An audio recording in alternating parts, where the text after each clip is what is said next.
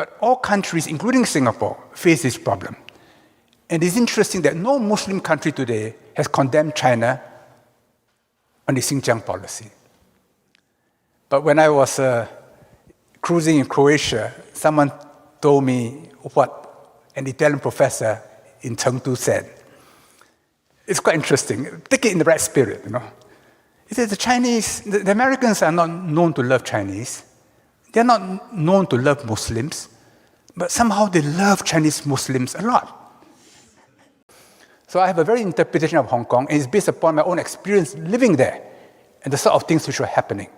That when they stormed the legislature, I think it was Nancy Pelosi who said, "Oh, what a glorious sight," until January 6th happened.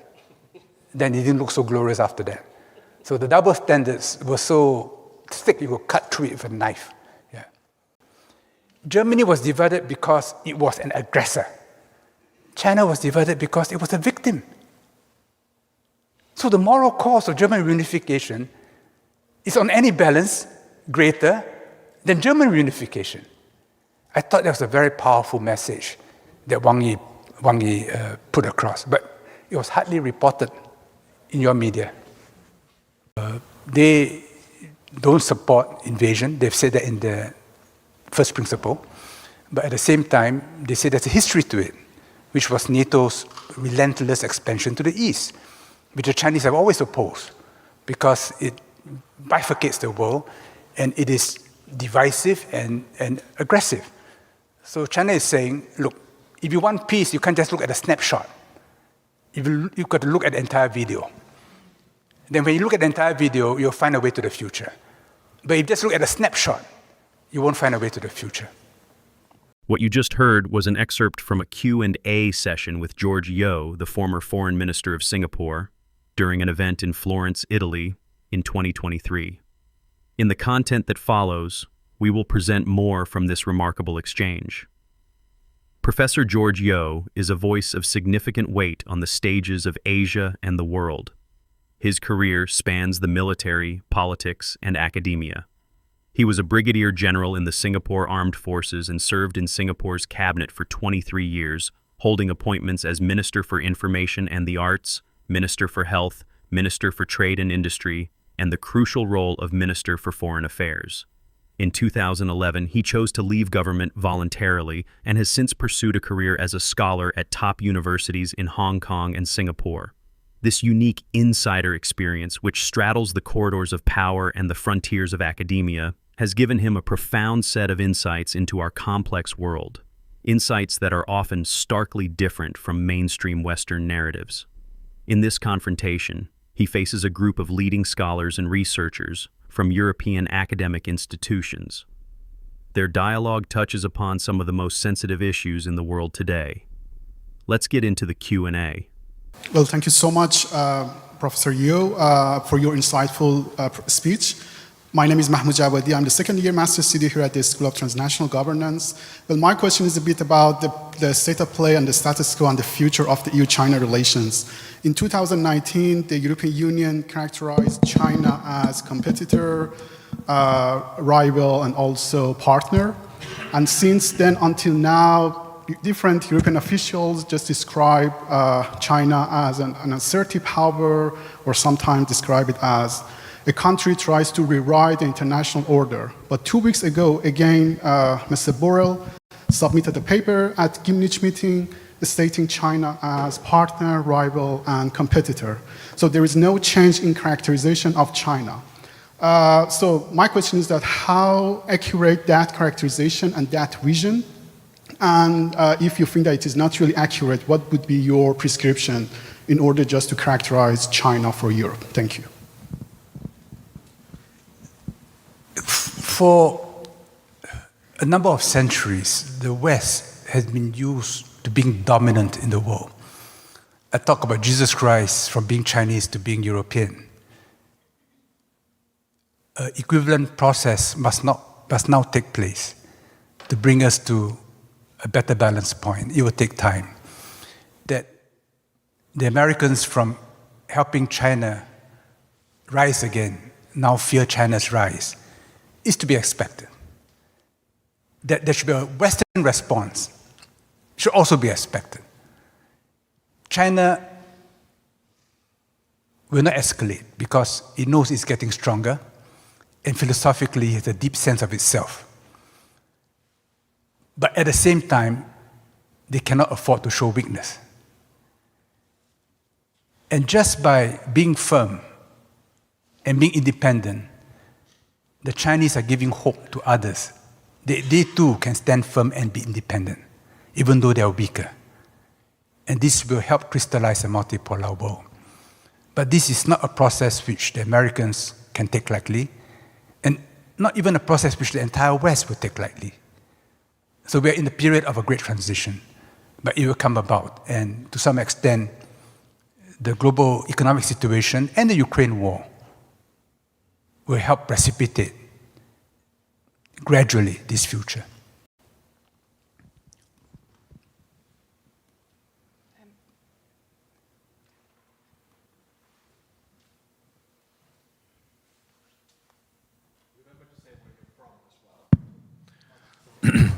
Oh, you're from Iran? Oh, okay. Then I will elaborate later. Yes, my name is Tamás Szűcs. I'm from Hungary. Currently here for a 1-year visiting fellowship. But I work for the European Commission otherwise. And thank you for the amazing lecture, very insightful. And my question is basically also specifically because you have been Minister for Culture and also Minister for Foreign Affairs, among many other titles. How do you see the role of culture in foreign policy in general, and the role and use of soft power in China in particular? Because there are quite controversial views, especially since Xinjiang took power. So basically that's the question. Thank you. In my years in government, I found that culture touches the opposite party the most and is the most remembered. I knew Frank Walter Steinmeier when he was foreign minister. And what we most remember is a little project when I had a piece of the Berlin Wall in my constituency.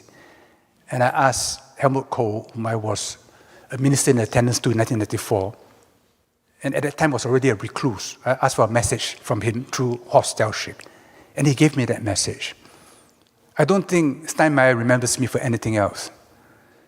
In my relationship with India, I was for 10 years involved in the revival of an ancient Buddhist university called Nalanda, which was recorded in great detail by a Chinese monk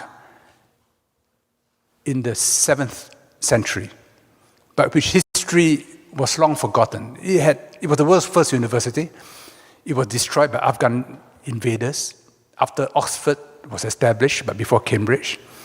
And in India, they did not know the history. But in China, that history is immortalized in the journey to the West and the story of the monkey god. Never lost. In the 19th century, the British archaeologist Alexander Cunningham, who started the Archaeological Survey of India, a great institution, he read the translation of what the monk wrote in the 7th century, and he was astonished by its accuracy. And after that grew in India a group of Buddha Sahibs, they call them, who were archaeologists working off Chinese records of India. So the Indians remember me and gave me a very high award for this university project. And with the Russians, I'm still helping them establish a church in Singapore.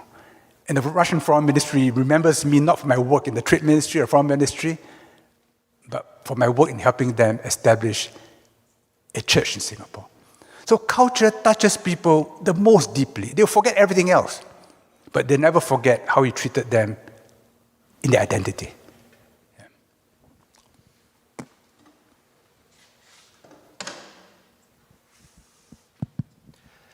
Morten Bergsma, I'm the director of CILRUP, the Center for International Law Research and Policy. We have an office here in Florence. Thank you for your brilliant presentation. In the question of Xinjiang and the Uyghurs, the US State Department and various British actors are saying that there has been genocide, whilst the leading scholars of the law of genocide, they say that there is no evidence, there is no proof, and that the US State Department should stop using this classification unless it produces the proof. By making use of such classifications as genocide and crimes against humanity, one also generates feelings of blameworthiness and that there is a threat from the Chinese government. What are your thoughts on the way the US and British actors use human rights terminology, the human rights narrative, and soft international law in the contest which you refer to between the United States and China? Well, it's part of the information warfare that makes it very difficult for us sometimes to know what to believe and what not to believe. I first accompanied Lee Kuan Yew to Xinjiang in the year 2000, just before he stepped down as Prime Minister.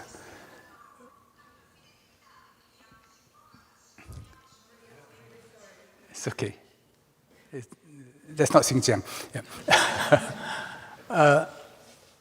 I was surprised when I went there to find that road signs were in Roman characters, in Chinese characters, and in Arabic characters. So I asked accompanying Chinese officials, I said, when did that happen? Oh, they said Mao Zedong wanted it.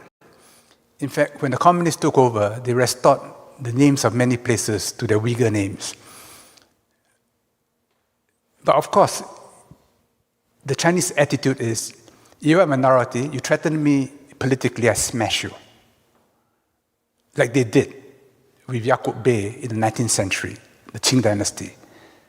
But if you don't threaten me, then I'm very generous to you. In fact, I treat you better than Han people. So the population policy never applied to the Uyghurs. And that's why there are many more Uyghurs today in proportionate terms than Han Chinese and any other group. So there's certainly no physical genocide. In 2001 August, I went back to Xinjiang, the trade delegation, and I went to Kashgar. In Kashgar, I saw women in Central Asian burqas, which is a whole basket put on top of their head. I was shocked. I asked Chinese officials, I said, why do you allow this? They said, no, it's a custom. When I was in Urumqi, they took me horse riding. I can't ride a horse to save myself. So they said, no, don't worry. A young girl or boy will hop behind you, a Kazakh, and they'll gallop the horse. And it was very exciting. I tried to speak to her in my poor Mandarin. She could not understand me.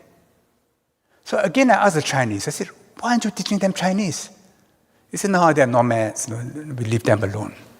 They did not realize then, it was 2 weeks before September 11, that the Salafis had been working on their minds.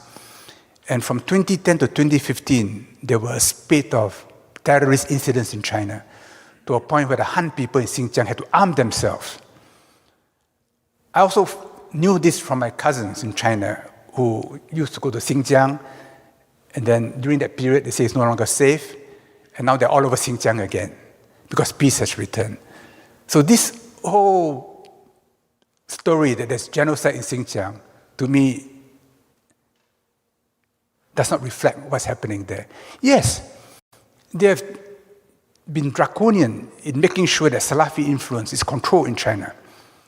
But all countries, including Singapore, face this problem. And it's interesting that no Muslim country today has condemned China on the Xinjiang policy. But when I was cruising in Croatia, someone told me what an Italian professor in Chengdu said. It's quite interesting. Take it in the right spirit, He said the Americans are not known to love Chinese.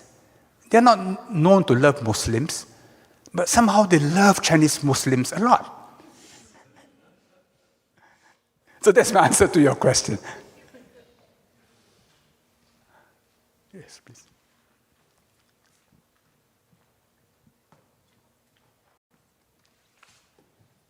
Thank you very much. I'm Sonja Punkscher-Riekmann, a member of the External Advisory Board and of the Austrian Academy of Sciences. Thank you very much for an utterly inspiring speech. I have tried to keep track of Chinese development, reading a lot, but yeah, I will certainly not have reached the point of Matteo Ricci. I have a question which is a politico-philosophical question. How would you estimate the Chinese capacity to deal with discontinuities and to integrate that into the Taiwanese question? Perhaps you will now tell me that I don't understand anything of Taiwan, and I would take that. But it is a democratic state. Is that not the case, in your opinion? And if so, how would, in a Chinese reading, to be dealt with this democratic development as a different one as China has experienced, in order to perhaps assess the whole question of independence in a different way? Is that at all feasible, thinkable, etc.? We had a similar development with Hong Kong, hadn't we? Where there was this solution of one country, two systems. And, well, I don't think that China really lived up to that. But yeah, perhaps you see this differently. Thank you. China never accepted the Treaty of Nanjing, which ceded Hong Kong in perpetuity to the British as being a valid treaty. They never accepted that. The issue was not put to the test because a large part of Hong Kong on the mainland side was leased to Britain for 99 years. And even by British law, that land had to be returned, and when that land is returned, Hong Kong is no longer viable. In 1982, Margaret Thatcher visited Deng Xiaoping and mooted the idea of another 50 years of British rule. She was badly advised. Deng Xiaoping, with great accuracy, spat into a spittoon, you know. And Margaret Thatcher was so rattled when she left the Great Hall of the People, she tripped on the steps. And they knew that that's not negotiable. So in 1984, they had the Joint Declaration. Now, the Joint Declaration is asserted by the British as a treaty which bound China post-1997. China never accepted that. The Joint Declaration is called a Joint Declaration because you make your declaration, I make my declaration, we put it out together in order to facilitate a smooth handover on June 30th, 1997. It was not a treaty. If it was the treaty like the Treaty of Nanjing, it would have been called a treaty. So the Chinese are saying, once we had a smooth handover, sovereignty has returned to China. But China in this declaration said that it will promulgate a basic law, which it legislated in consultation with Hong Kong people, under which one country, two systems would last for 50 years. In that basic law, a national security law in Hong Kong must be enacted. So for 20 over years, it was never enacted, which means that in terms of performance,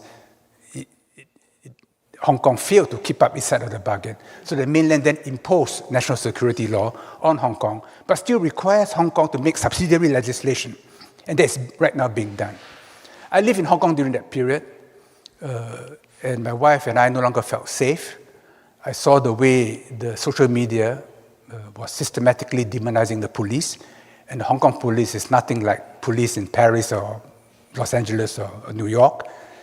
And they were extremely well behaved, but they were made to look as if they all had horns and tails, which was utterly not the case. But there was a game being played. Cui bono? Who benefited from the Hong Kong unrest? It led to the re-election of Tsai Ing-wen, because all the pundits said that she would lose to Han Kuo-yu. But because of what happened in Hong Kong, the whole table turned. So I have a very interpretation of Hong Kong, and it's based upon my own experience living there and the sort of things which were happening. that when they stormed the legislature, I think it was Nancy Pelosi who said, oh, what a glorious sight, until January 6th happened. Then it didn't look so glorious after that. So the double standards were so thick you could cut through it with a knife. Yeah. So on Taiwan, China has told Taiwan, you can keep the army. So long as you accept the idea of one China, you can interpret it the way you want. It means that you're not going independent. And one day when we unite, maybe I'll drop PRC, you drop ROC, and we can call it China. Yeah. So it is an internal affair. It is one of reconciliation. You know, when Annalena Baerbock, the German foreign foreign minister, visited China recently, State Councillor Wang Yi, who was a former foreign minister, he said something which to me was very moving. He said, we supported German reunification.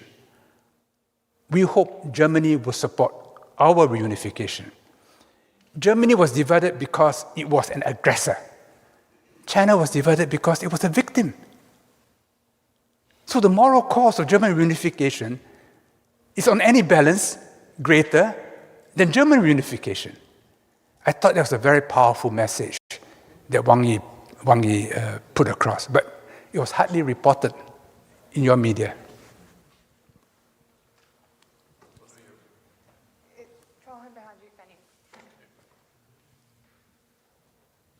Oh, it's me, is it? Or not? No, I think it's behind.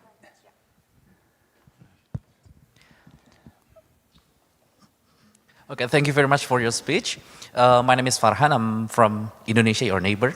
So I'm interested in your speech that you said that we are moving towards the multipolar world, and we hope it's going to be a very peacefully process. And I'm interested in what's your view about Southeast Asia? Because in my mind, I have like two scenarios for Southeast Asia. Like the first scenario is like Southeast Asia will be like the Latin America for the US when they rise, which means they are going to be the hinterland for China, the backyard for China. Or in more optimistic scenario, I think that Southeast Asia will be the hub for the world, because now Europe, US, they're going to East Asia, then they are finding place to find a common place is Southeast Asia. And what's your view? Do you have any other think about Southeast Asia in the future when we are seeing the multipolar world? Thank you very much. Well, ASEAN is very important, and ASEAN can be a weak pole in a multipolar world, not a strong pole, because ASEAN hasn't got ICBMs and nuclear submarines to threaten other people. But Southeast Asia is diverse. Historically and geographically, it's between the great civilizations of East Asia and South Asia. We have this wonderful saying in Sabah, you know, tanah di bawah angin, the land below the winds, the trade winds. That's Southeast Asia. And it welcomes people from all over the world. No one feels unwelcome in Indonesia or in Phuket or in Singapore. You can be from Mars, you'll still be welcome in Southeast Asia. This is our culture. But our integration into a larger Chinese-dominated economy is inevitable. And historically, every time China was united, there was a great China trade, which gave prosperity to the kingdoms of Southeast Asia. And we are seeing a replay of the historical cycle. China's trade with ASEAN overtook China's trade with Europe and America some years ago. China's trade with ASEAN is greater than US trade with Europe. And will reach $1 trillion this year. And, you know, China's a cold country. They all want to have homes in Indonesia. Yeah. Because the climate is balmy, the food is good, the people are friendly. So I see a relationship between China and Southeast Asia which will endure. But they know that in Southeast Asia we are promiscuous. We don't want monogamous relationships. Now, Zhu Rongji, in the year 2000, I was there. At an ASEAN-China summit, he proposed a free trade agreement with ASEAN. At that time, ASEAN countries were still reeling from the Asian financial crisis. and did not know how to respond. But in the end, we agreed.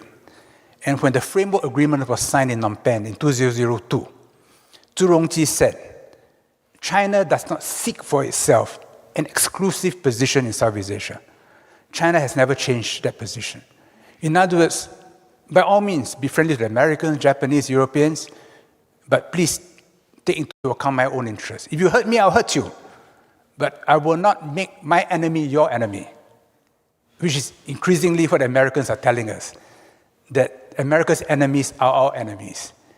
And the use of long-arm jurisdiction, which is causing a lot of angst all over the world and leading to de-dollarization. But it will take time. But there is a big difference between the way China handles Southeast Asia with the way the US handles Southeast Asia. In the case of Europe, because you no longer have a strategic impact on Southeast Asia, you're welcome in every country. So Europe is a free rider in Southeast Asia. In terms of business management, my question to you is, what can the European Union do to improve a real understanding of Confucian culture in terms of business management, and also looking at the future of business management?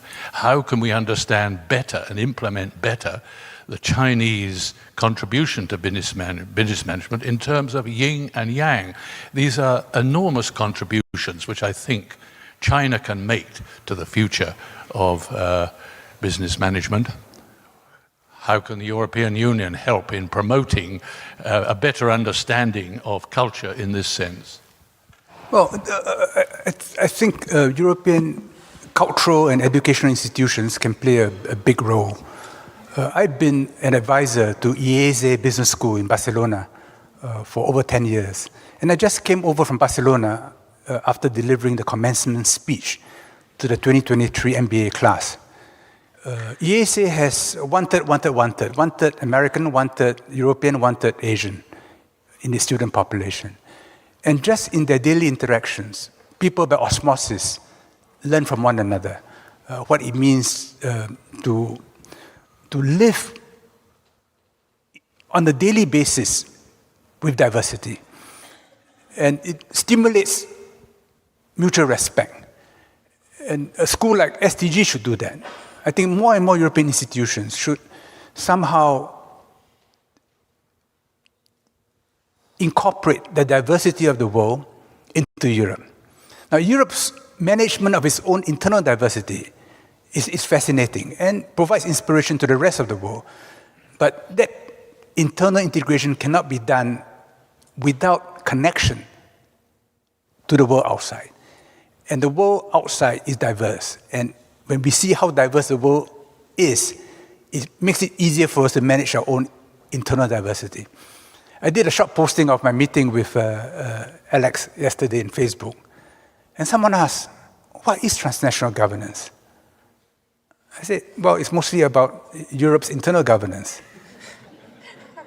But I added, Europe's internal governance, if it succeeds, is good for the world. If within Europe you fail, then we will fail in the world. So from that perspective, I wrote, we have an equity interest in the success of the European experiment. But you should not conduct this experiment without reference to the world outside. Okay, I think we have time for a couple more questions only, and there's approximately 1 million hands. Michele, I saw you first. Hello, thank you. I'm Michele Giovanardi from Italy, and I'm here project associate at the School of Transnational Governance. So my question is, again, you touched upon Taiwan and how this is not an expression of an imperialist kind of way of seeing the world, but a way of seeing a just order in the world. But of course, in international politics, different states can have different kind of idea about a just world order. And what can be seen as something just can also be seen as something imperialist or expansionist. So I think the key here is to really succeed in what you say, to build trust between the parties, to convince them what you're saying is in fact something not another step in power politics, but something a about the Just World Order. So about trust, what are the concrete steps that we can envision to build trust between Europe and China?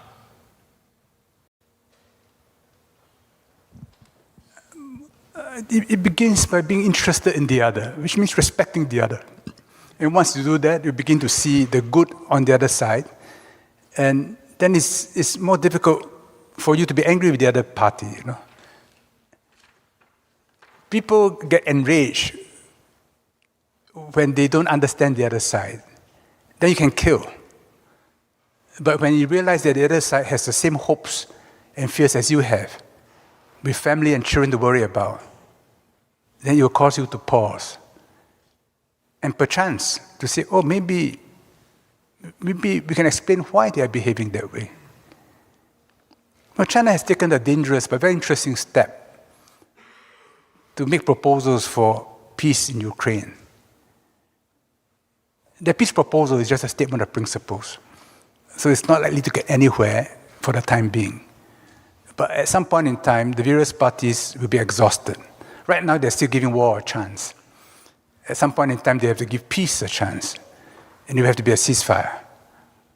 I don't think there'll be a peace agreement for a long time. There'll be some kind of a partition, which is the reason why Henry Kissinger hinted at it when he said that Ukraine should join NATO, not only to protect Ukraine, but to protect NATO from Ukraine, which means almost a colonization of Ukraine to maintain the peace.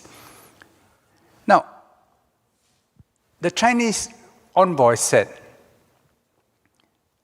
because mathematically there's no solution, they said, we can't talk peace unless the parties in their hearts open up a little space for the other. In other words, it's not just the work of diplomats. It is in the propaganda when we get people to hate the other. Are you prepared to loosen up and say, look, see possible good in the other? Then the process of negotiation can begin. But it will not begin until both sides are exhausted by war.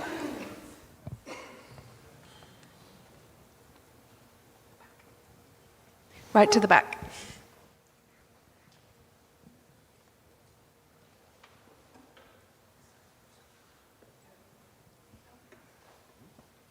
Gentleman in the stripy shirt.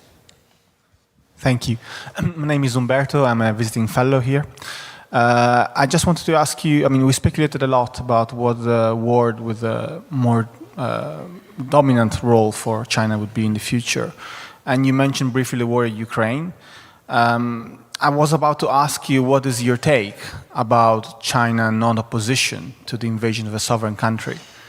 So, if you think about the perspective a European has, we have seen similar situation like the Russian invasion of China in the 30s, in the 40s.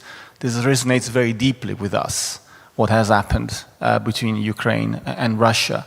So I was wondering, what is the way in which China is seeing this conflict in a way that does not bring it to openly condemn the invasion of a sovereign country as neighbor? From a geopolitical viewpoint, China wants Russia to be a separate pole to stand up to the US. So if there's regime change in Russia, and Russia becomes a part of a Western alliance, then China will come under much greater pressure. So from that higher perspective, China would not want Russia to fail. So economically, China will support Russia. But militarily, Ukraine is a distant war for them, over which they don't think they have complete understanding, and about which they don't think they should get too involved, except as a peacemaker if there's room for a peacemaker. That's what they do. They don't support invasion. They've said that in the first principle. But at the same time, they say there's a history to it, which was NATO's relentless expansion to the east, which the Chinese have always opposed, because it bifurcates the world and it is divisive and aggressive. So China is saying, look, if you want peace, you can't just look at a snapshot. You've got to look at the entire video. Then when you look at the entire video, you'll find a way to the future. But if you just look at a snapshot, you won't find a way to the future. I'm informed by the powers that be that we can keep going. So, since we're having such an interesting discussion, maybe I'm looking at the powers. Two more questions? Yeah, okay. Okay, question.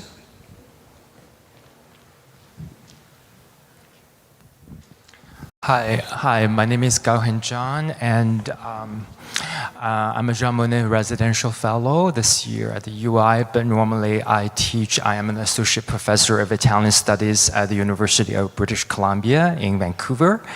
And I was born and raised in Hangzhou in the PRC, but I've been living in the States and Canada for a while. So my question touches upon China and Europe's engagement in Africa and how that engagement can potentially shape the future between these two geopolitical entities. I think in the discussion so far we have touched upon their relationship in the Pacific Rim and Eurasia just right now. So I'd like to consult your take on their engagement in Africa. And we know the context is that Europe taken as a whole is the top investor in Africa, and China is making strides. And the media, the Western media at least, has been covering a lot on their conflicts, but sometimes collaborations as well. So that's my question. Thank you. In my script, I covered Africa and the Middle East, but I didn't have time just now. To me, Europe and China share common interests in the Middle East, which is to help the Africans develop. Because of the color revolutions, migration from Europe has been growing. It's becoming a big problem for Europe, for Italy, for France, for many countries. So there is every interest for Europe to help Africa develop, to stabilize Africa. But Africa will not be stabilized in your own image. Africa will be stabilized, can only be stabilized if you take into account its tribal character. If you ignore the tribal character of Africa, democracy will fail. Just as if you ignore the tribal history of Europe, you will fail in Europe. So China today is building much of Africa's infrastructure. And they're doing it in their own self-interest to extract minerals, trade, but also to win goodwill, because it's 54 votes in the UN, and these votes are important to China. So I'm an advisor to a Chinese company that's become Singaporean, investing in a very big iron ore mine in a West African country, for which they have to build a 600-kilometer railroad. And once that railroad is built, the whole country will be transformed, because then the inland spaces can gain access to the sea, which is the internet, right? Then you can trade, then the value of your labor will be much greater. So by right, Europe and China should work together to help Africa develop. So I was very troubled to read President Ursula von der Leyen recently saying that Europe helping Africa should be in competition with China. She suggested that. Why? And Africa has not a good historical memory of Europe, which has enslaved it, colonized it, and now you're telling me who my friend should be. So they resent it powerfully. So if you interview any African leader, they will tell you, rubbish. We will deal with China on our own terms because China is helping us. And there's none of the historical baggage. So Europe should be working with China in Africa and in the entire Middle East. Now the Americans have a different agenda. For them, it's just big power contest. And here in Middle East and on Africa, I think the American and European agendas diverge. And Europe should seek greater autonomy and be more circumspect in its own self-interest in working with China. Last question. Thank you, sir, for your insightful presentation. And I'm Kun Hao Yang. I come from China. I'm now a PhD researcher at the Department of Law at UI. So my question is about the... Sorry? At UI. At UI, yeah, sorry. So my question is about, from the Chinese perspective, about the Europe's in China's future. So as the EU is adjusting the Chinese strategy and proposing the de-risking, strategy rather than a decoupling that the US won. And the EU is trying to make this risking to the G7 level, to more like a circle surrounding China. So what do you think from the Chinese perspective? It is a kind of opportunity or challenge, and what kind of reactions may occur from the Chinese side to this risking strategy? Thanks. Many years ago, I was a visiting scholar in Peking University. And when I was there, I was invited by the China's National Defense University, Guofangda, to give a speech about US-China relations from a Singapore perspective. One question was about the deployment of 2,000 Marines, US Marines in Darwin. So I told the Chinese, you must expect that at the bedrock, the relationship between Australia and the US is a profound one. You need only visit the War Museum in Canberra to know that it is a relationship watered in blood. In the same way, I think China should know that the relationship between Europe and America is a profound one, particularly white America. But America's demographics are changing. And more Americans do not resonate as much when they see the Parthenon or when they visit Florence, because they have a different history. So American politics will change. But this common basis, that what created America was as a daughter civilization of Europe, that is very deep. So China should have no unrealistic expectation that it can ever divide America from Europe. But it can tell the Europe, look, we have different interests, let's work on all your interests, those which are allied to America and those which are more important for yourself. Take a practical approach and be patient. So I see China as wanting a strong EU. They will support EU autonomy, even in defense, but they know that will take a very long time. And they support a strong euro because they resent the exorbitant privilege which the US dollar enjoys today, which enables the US to have 800 military bases around the world. In this incredibly informative Q&A session, Professor George Yeo systematically articulated his views on a series of sharp questions. Let's review a few of the core arguments he made. On the civilizational perspective, he repeatedly emphasized that to understand China, one must step outside the Western framework and look for answers within its own millennia-long, unbroken civilizational history, its writing system, and its cultural DNA.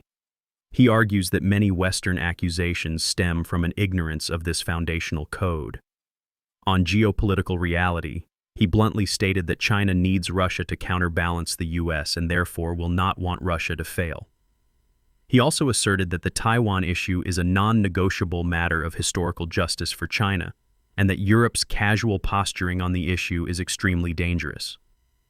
On the narratives of Hong Kong and Xinjiang. On these two highly contentious topics, he provided a narrative version that is completely opposite to that of the Western mainstream media, accusing the West of systemic double standards and information warfare. On the power of culture. In contrast to the coldness of geopolitics, he stressed through personal experience that culture is the element of diplomacy that touches the human heart most deeply, transcending mere calculations of interest. Professor Yeo's perspective also leaves us with several open-ended questions for reflection. First, when analyzing a non-Western power like China, to what extent should we place its unique history and civilizational traits above the Western geopolitical theories we are accustomed to? Second, when faced with two diametrically opposed narratives on the same event like Hong Kong or Xinjiang, how can we, as information consumers, build a more complete understanding that is closer to the truth through independent thinking? And third, in an increasingly multipolar world, is the mode of interaction that George Yeo champions, one based on understanding rather than preaching, the only viable path to avoiding conflict? We are eager to hear your thoughts in the comments below. If you believe this dialogue has provided a valuable perspective for understanding our world today, please like, share, and subscribe to our channel. Thank you for watching.